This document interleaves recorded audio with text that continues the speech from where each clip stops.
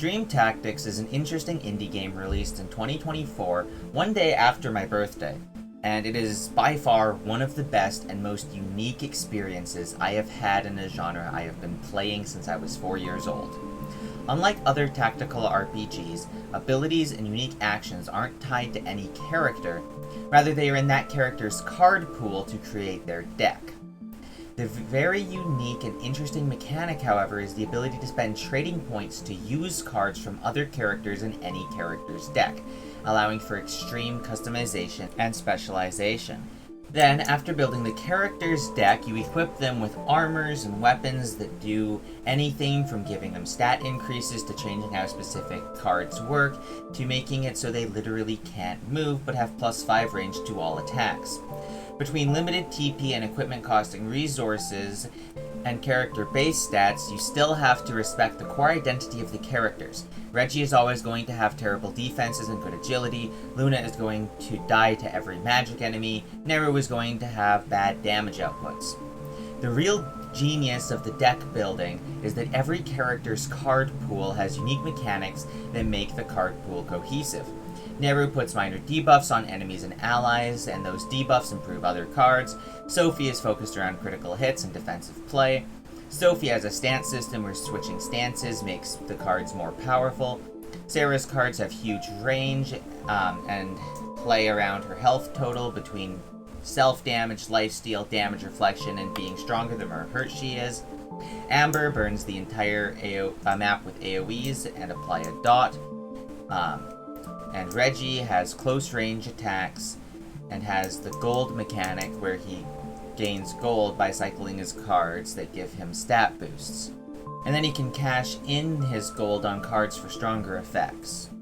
In most tactics games, I get a new character, look at their skills, and decide to either toss them or try them. This game, the experimentation process is really good. You try a character starting deck, you get cards for them, you add those, then you see what their card pool is lacking and pull cards from other card pools. The deck building is limited. You're limited to a number of each card you possess, 4 for common, 2 for rare, 1 for ultra rare, as well as 15 card deck size is enforced. No more, no less. As well as the TP system, which starts at like 15 TP for the whole party and levels up with the party. And the rarer the card, the more TP is spent as well. The way you get given more items, cards, character levels, and everything is so perfectly paced, you never get too much at once, letting you have some time to get used to your options as new ones trickle in slowly. After the tutorial world, the game gives you 4 worlds, only telling you their name, giving you a still image of how the world looks, and telling you the class of the character you get in that world. Since the game is non-linear in the way you progress, enemy level is tied to your level, so you never run into battle under-leveled. However, what can happen is you run into a battle under-equipped. As you level, and especially as you find more gear and get a better team building, the game gets easier and easier, at least on the normal difficulty.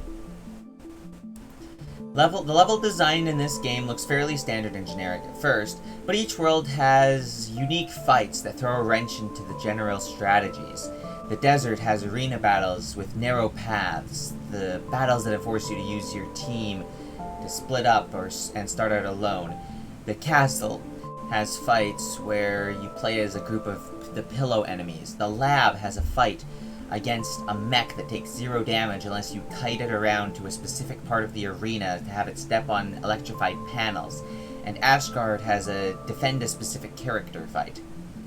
The game has quite a lot of unique ideas I haven't seen explored before in tactics games, and that made the game keep making me feel excited, even once the novelty of the base system wore off. I still like the base system and think that they could make a bigger and better game using the core mechanics and refining them a bit more. The characters will be hit or miss. All of the characters are rather one note and fit into clean alignment charts. Neru is true neutral, Luna is lawful good, Sophie's chaotic evil, Amber is chaotic neutral, Reggie is chaotic good, Willow is lawful evil, Sarah is neutral evil. This is rather refreshing, as having actually evil characters feel nice. And while they are rather cruel towards pillows, the pillows are set up as a very interesting antagonistic force. Pillows are generally rather stupid, prone to misunderstanding and violence. However, they are also pretty human. They are lazy, they have their own goals and passions, and the game does try to poke fun at the moral question in tactics games like Fire Emblem, where you are literally mass murdering everyone, and no one questions it.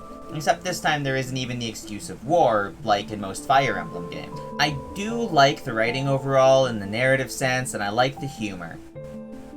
Dream Tactics is a fantastic game. You need to play and support it if you are a fan of deck builders, Fire Emblem, or even if it just sounds interesting.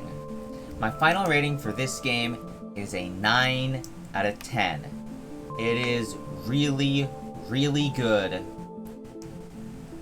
But take it with a grain of salt, because the game is rather bare bones. Like, it's definitely an indie game. It's not a AAA game, but that honestly has some betterness to it. Like, if the game was like 10 extra hours, but they didn't introduce any new mechanics or anything, the game might be stale. And while the card pools are kind of shallow, potentially, if they had too many cards, then you'd also run into the issue of not being able to use all of your favorite ones. I think the game is in a great spot where it is, and I think a sequel is definitely in order if the developers get enough support and there's enough attention for it. I would really like to see a sequel of this game, or at least the style of this game, because I really, really like it. Thank you guys so much for watching. Hit the like button, subscribe. I will be doing this type of content, maybe a bit more like normal video essay like, by actually pulling in references and stuff for other games. This game is very new, whereas I've had a lot of time to think about some of the other games that I'm planning on talking about. The next game I'm planning on talking about is Full Metal Furies, which I think is pretty good, so stay tuned to that one. See you guys!